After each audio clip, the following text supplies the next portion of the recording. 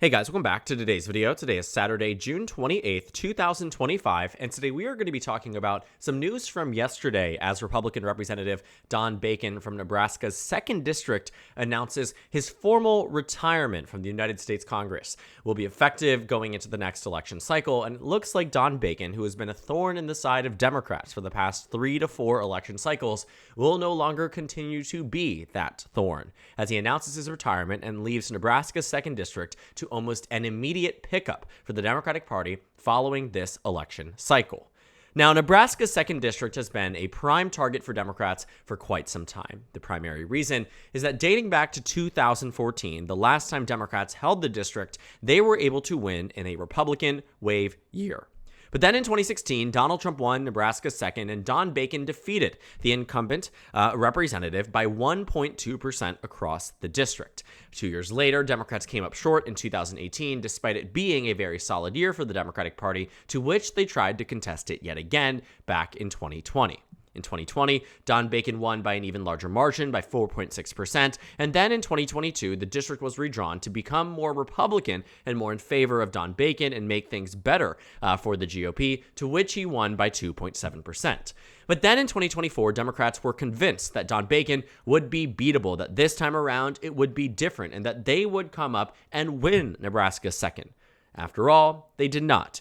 Don Bacon won by 1.9%. And with a long history of close and competitive races, Democrats consistently felt like they were coming up short. This district that in 2016 had voted for Donald Trump by just a few percentage points, 2% in contrast, with where it had voted in 2012 for Mitt Romney by 7 points, 4 years later went to Joe Biden by a margin of roughly 7 percentage points across the district. It turned out that Nebraska's 2nd ended up being far more pro-Democrat despite congressionally voting for the GOP. And then in 2024, after the redraw of Nebraska's 2nd District, it resulted again with Don Bacon winning the district, but Kamala Harris also winning Nebraska's 2nd. You can see that in the overall vote count here, she won by roughly 5 points, again in a district drawn to be more Republican. If this was under the similar boundary lines of 2020, Nebraska's 2nd probably would have also been a 7-point margin, and Don Bacon probably still would have won re-election. And so that's why this is such a notable announcement. It's one of the few Harris Republican districts, meaning a district that Kamala Harris won, but Republicans currently represent it. There's only 3 across the nation, and Nebraska's 2nd is one of them, which leaves it as an opportunity for Democrats for a near immediate pickup in the 2026 cycle, given the circumstances that surround this congressional district. Don Bacon seemed to be very headstrong over the past 8 years that he was always going to be running for re-election. And it actually is quite a surprise to see that Don Bacon is signaling that he doesn't want to retire. He didn't retire in 2018 when the going got tough. He didn't retire after 2020 when Republicans lost the district by 7. He didn't retire in 2024 when Democrats were expecting to flip this seat undoubtedly. But now he's choosing that it is this election cycle that he decides to step back and go on the sidelines and allow another Republican to run. Now, Don Bacon's retirement, I think, speaks to 2 things. One end, I do believe that members of Congress very often get tired of their jobs in a way that they do not want to run for re-election. Don Bacon, however, I don't know if that fits his category. I think the second reason that he might be retiring is a lot much more likely insofar that he believes that he will lose re-election in 2026 and that this age-old I'm able to defy the expectations time and time again belief of his is starting to wear down. And honestly, that makes a lot of sense. After you survive 2018, one could reasonably conclude that you would be able to survive anything. But also being confronted with the reality that you face, that your district is evolving, your district is changing, and your seat may not be as safe as you otherwise thought. A reasonable swing here, if you were to just change it based off the last cycle to go towards the, let's see if we can go ahead and, I don't know if they'll be able to actually shift it since there's no Democrat here, but if we were to take the national map and let's say we look at those House election results and we look at a shift and take a look at Nebraska, what happens there in just a moment? All we have to do is edit by margin, Republican, shift all by 5 points. Well, now Nebraska's 2nd becomes a lean blue district. And so I think what he was thinking very largely, which makes sense, is that in 2024, Donald Trump won the national popular vote by 1.5%. And even though Nebraska's 2nd district went to Kamala Harris, and if the national environment was to change by just a few percentage points, the race and outcome of that House race would likely have looked very different. And so that's the most interesting part of it all is that, yes, Don Bacon has been this consistent overperformer. All of these Democrats have consistently underperformed in these districts, with the exception of Brad Ashford. And what you saw in 2016, the last time Democrats did better, Republicans consistently did better. In 2024, Don Bacon outperformed expectations by 1.6%. In 2018, by 2.1%. In 2022, by 3.2%. And in 2020, by a whopping 6 percentage points. Don Bacon has been this, again, reliable candidate for the GOP that is finally deciding to step back and leave the office, and deciding to give Republicans the ability to run a candidate on their own. So what does this look like for 2026? I think the easy answer, and what we know, generally speaking, is that Democrats will be in a good position. We saw that the the Larry Sabato's crystal ball announced this yesterday, that they were changing their race rating in this state, making it lean D, meaning it's an automatic flip for the Democratic Party should they win it. Inside Elections still has it as tilt Republican. The political report still has it as a toss-up. And I'm sure both of these organizations, now announcing with this retirement, are going to change their race rating in Nebraska's second.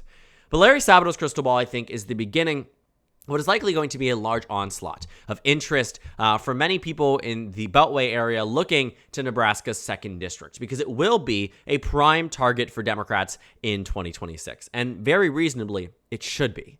Because there is no involvement from Don Bacon in this race, it very much will be a split Republican primary too. You have members across the district who don't seem to be having a clear and consistent frontrunner, and I imagine whoever Don Bacon or Donald Trump, or combinations of both, endorse in 2026 will likely win the nomination, but inevitably lose the general election.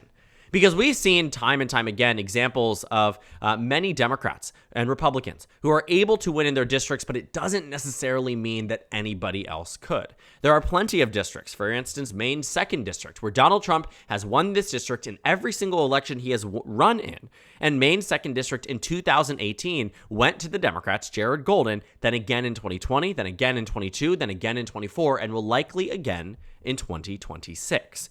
And it isn't just that, right? I think Jared Golden is a good example of someone like Don Bacon. Don Bacon, who has been a critic of Donald Trump in the past, in 2024 nearly lost his primary to a Republican opponent. Donald Trump even, came out and endorsed Don Bacon, but even with that, you saw that in this primary, it was a competitive race. The Nebraska Republican Party came out in full support of his Republican opponent. I kid you not. And it's crazy to think about that a Republican congressman who is so weak and almost loses renomination goes on to win the general election, but that's actually what made him more palatable for many of these voters. Many of these voters who had otherwise had different perceptions of Don Bacon, didn't like the fact that he was a Republican, but did admire that he stood up to Trump, that he was not MAGA, he was not extreme, and the unfortunate circumstance is for the GOP in Nebraska that even with a candidate like Don Bacon, they probably wouldn't make it through the primary because the voters don't like that. He only won this race because he was the incumbent and had the institutional backing of every other part of the state.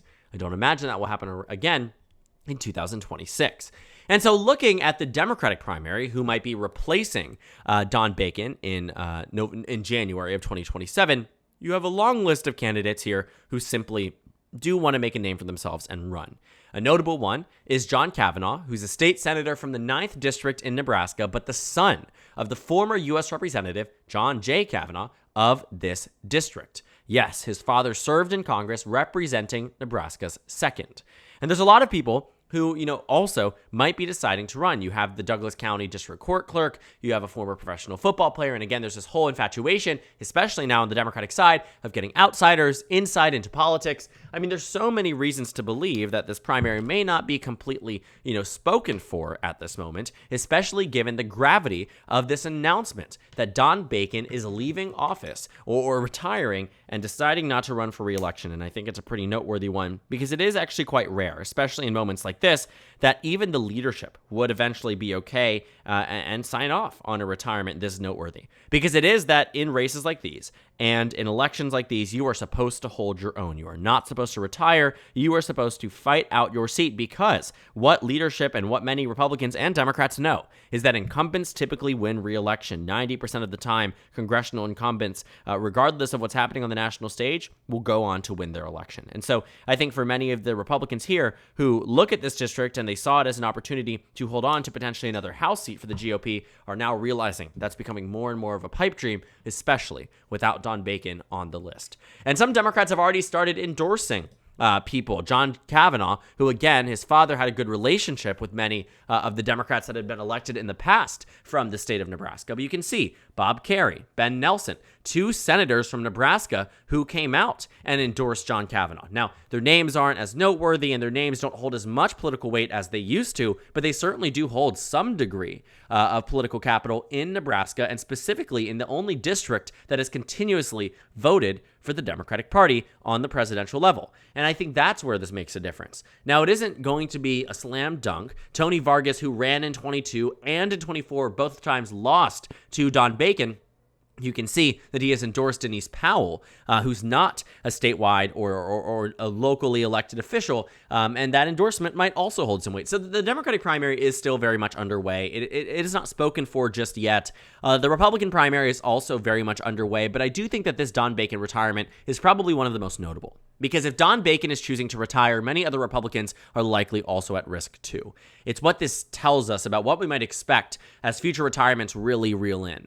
In 2018, we saw upwards of 30 to 40 retirements on the Republican side. I mean, massive amounts of the GOP delegation decided that in 2018, they were not going to run for re-election. And those signs that people were going to be retiring in mass came in at moments when Paul Ryan, for instance, decided, I'm not coming back to Congress. These very big figures, and Don Bacon isn't a big figure, but represents an ideology and a sect of the Republican Party that is able to win in districts that Democrats win on every other level, on the Senate level, on the presidential level. Nebraska 2nd is one of those. With his retirement, it hints and indicates that many other Republicans will likely follow suit, and that many of them see themselves in a similarly vulnerable position, and if they do not want to have their outgoing legacy be that either they were primaried, which is not going to be the case for really anybody besides somebody like Don Bacon, but also losing the general election as the end to your political dynasty, the end of your political legacy, it is not a good place to be.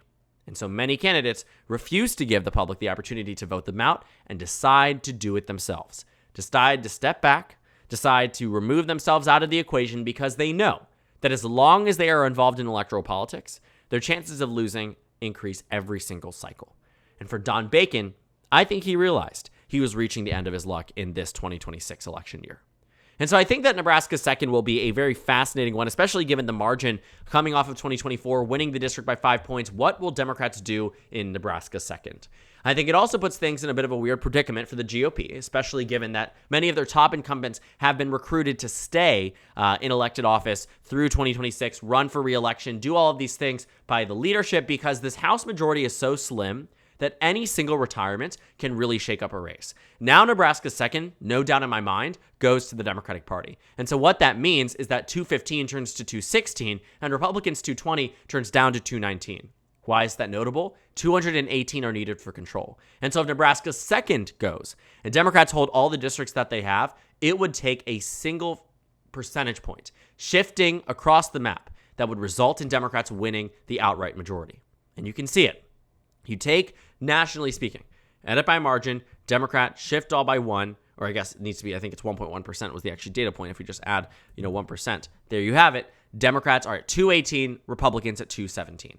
And you know what actually doesn't get pushed across that finish line with just a 1.1% shift?